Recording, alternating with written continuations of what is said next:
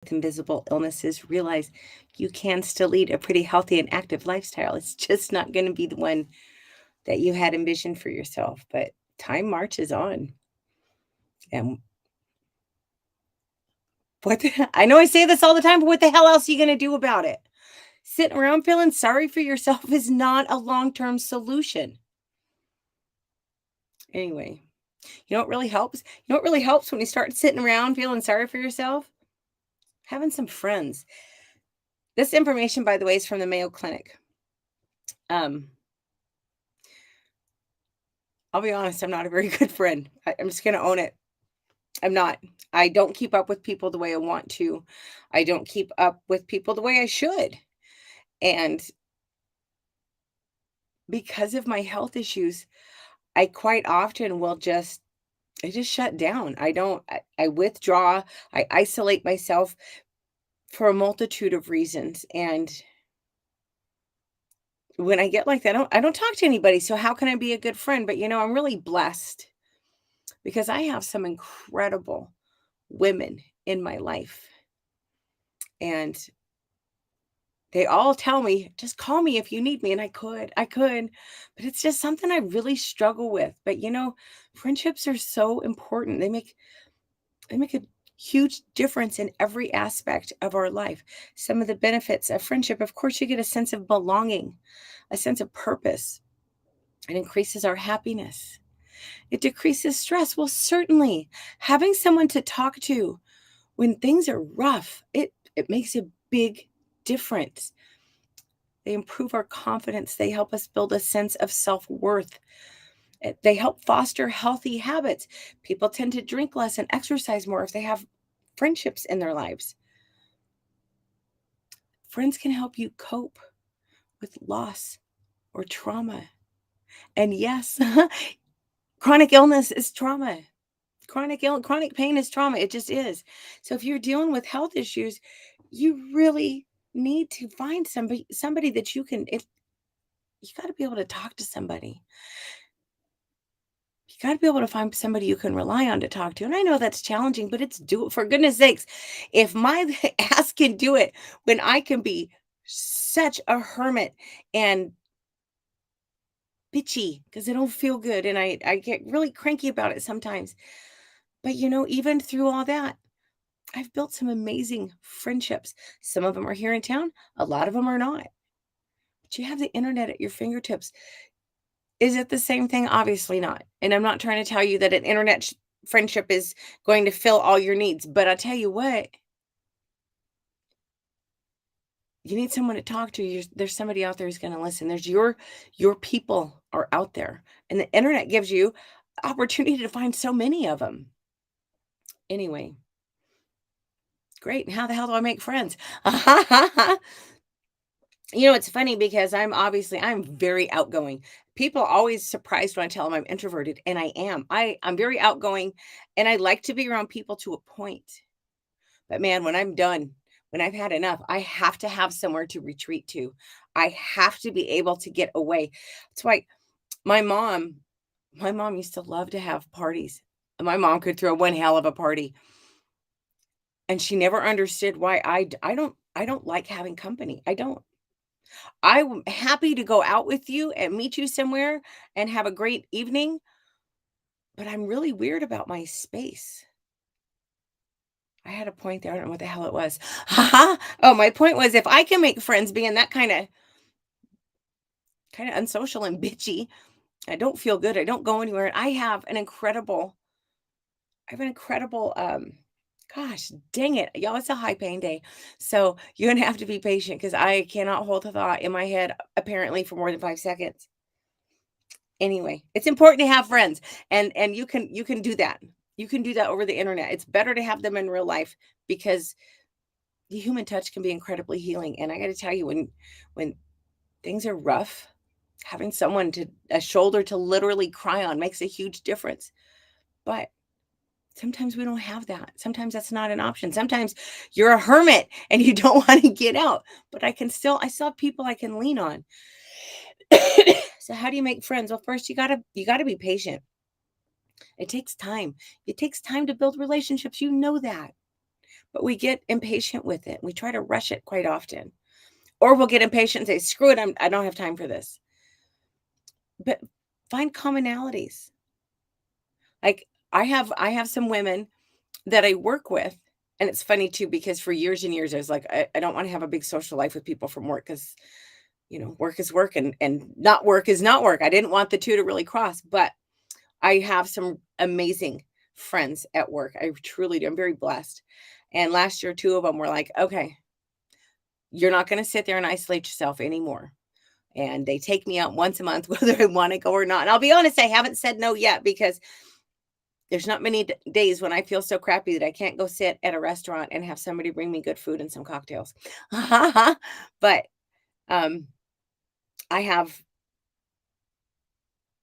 oh my gosh, I hate, I hate when the brain fog's this bad. This is, it's embarrassing.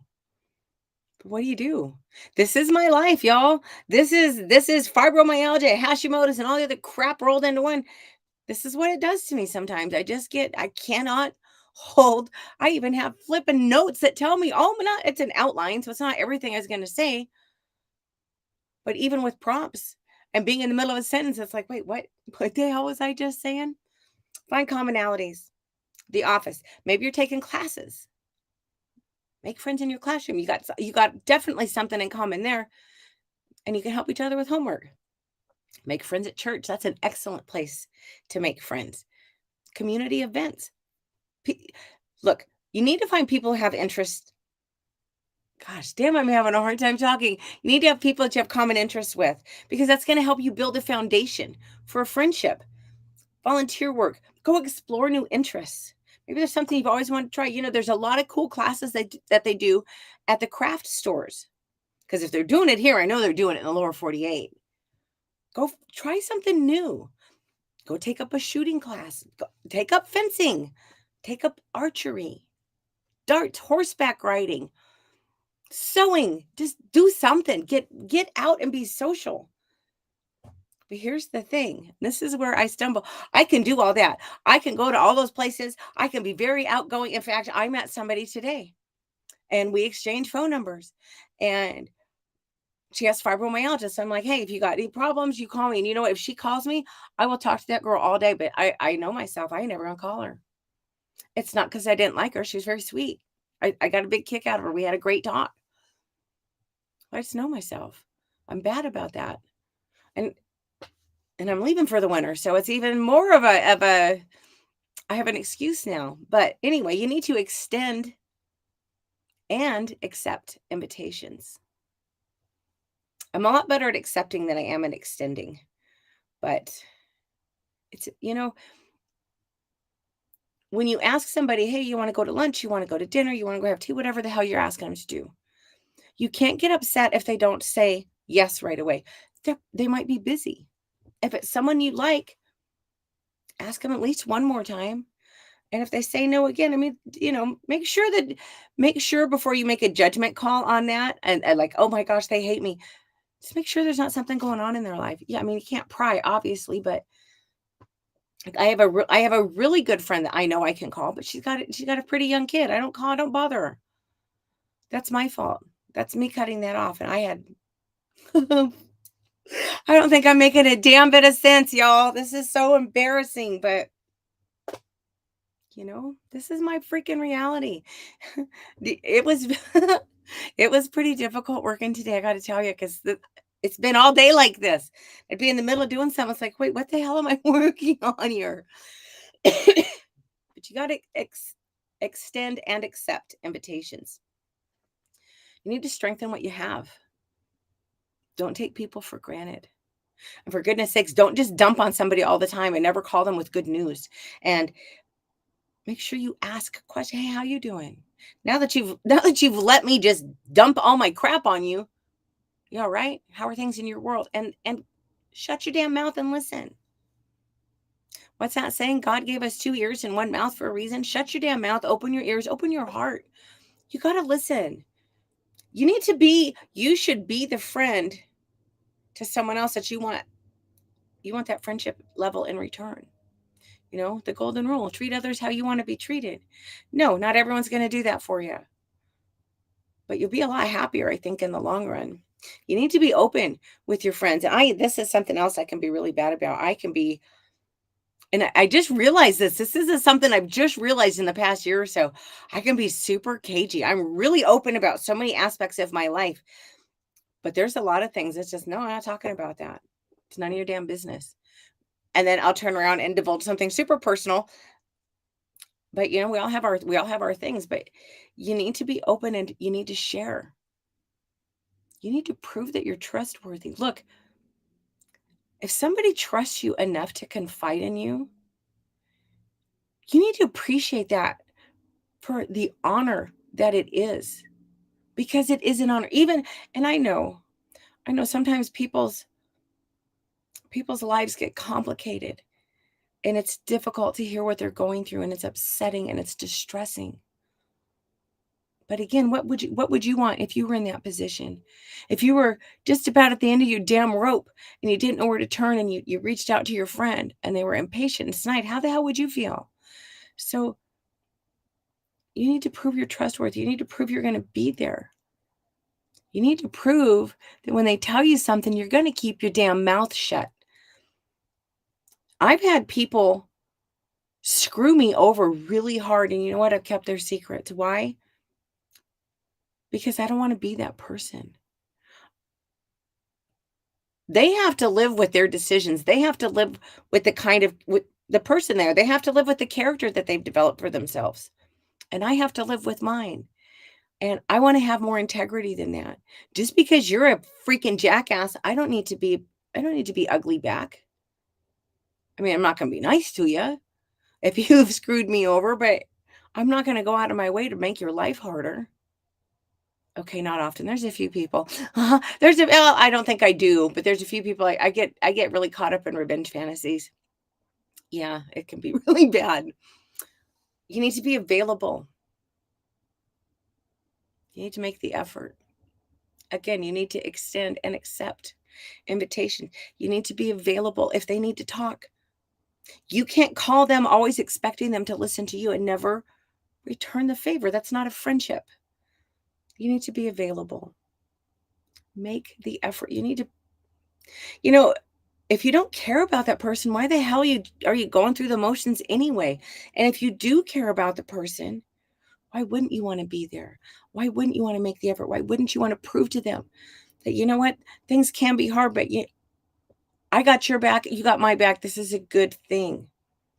Now, for a lot of people, and even as outgoing as I am, I'm I'm so strange. I used to be really extroverted, by the way, before my health problems. I was super extroverted. I hated to be home. I didn't want to be alone. And now I'm like, it's just so much easier to be alone. I'd rather be home. It's quiet. I don't have to, nobody's bothering me. And I can get social anxiety pretty bad. Now I cover it really well because I was extroverted longer than I've been introverted. I was healthy longer than I've been unhealthy. But I get stressed sometimes going into those situations. So if the idea of going to church or going to a community event or wherever to make friends, if that's really hard for you and it freaks you out, and it does some people, that's okay. Just do a little mindfulness practice, which frankly you should be doing anyway, because it's good for your overall health. But do a little yoga, do a little tai chi, meditate. It's going to help ease your nerves. And if you have that much social anxiety that it freaks you out to go talk to people, if it really freaks you out, you need to go get some help, truly. And I don't mean that at all in a bitchy way. I mean that sincerely, because you deserve better than that. There are so many amazing people out there. Yes, there's a lot of crappy, horrible, nasty, hateful, predatory people in the world. There are. I can't not deny that. But you know what? There's also a lot of, and I would argue, far more beautiful, kind, loving, generous people out there. Put yourself out there a little bit and, be yourself. When I first joined social media a long time ago, um, I was I was trying to hide who I was. I wasn't, because I didn't like who I was at the time at all. So I was always trying to, I can't say this and I can't say that. I had this really I was never relaxed. I was never myself. And once I started being myself, my account grew. The only place I focus any time on, and it's too much time to be honest, is Twitter.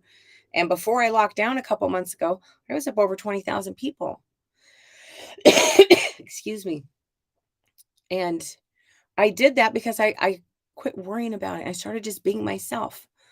My weird, sickly, sometimes super cagey, sometimes overly sharing, skull loving, camo loving, terrible Alaskan self.